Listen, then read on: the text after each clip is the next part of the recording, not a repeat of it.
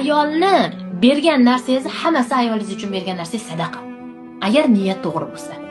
Bir erkak kishi mana shu pulni berib qo'ysam menga itoatliroq bo'ladi. Mana shu pulni berib qo'ysam menga quloq soladi. Mana shu pulni berib qo'ysam o'zgarib qoladi emas.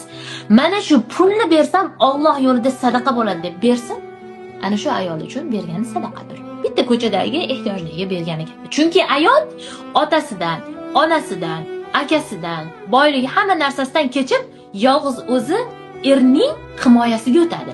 Allohning oldida er nima deydi? Men uni yediraman, ichiraman, boqaman deb oladi va uni ustiga xafa qilmayman deb oladi. U Allohning oldidan bitta narsani sotib olsangiz, Allohning oldiga boring, qarang, hayotingizni tasavvur qilasizmi? Allohning oldiga borib, "Ey Robbim Allohim, mana shuni sendan olyapman, xafa qilmayman Robbim, o'ksitmayman.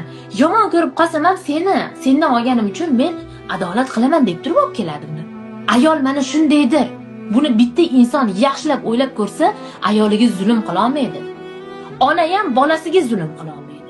Nimaga desa, bu Allohning omonati-yu deydi. Erni omonati ayol bo'lsa, ayolni omonati er bilan boladir. Bola bilan ayolga yaxshi munosabat qilmaydigan erkakni oxirati va xoir bo'lishi qiyin. Nimaga desangiz, u Allohdan shunday to'g'rima-to'g'ri olib keladi. Nikoh qanaqa qiladi? Alloh o'sha yerda shohid bo'ladi. Birinchi nikoh kechasi Allohning nazari tushadi ularga. Bu Allohning oldidan olib kelgan omonati bo'ladi-da uni. Ayollar xuddi shunaqa.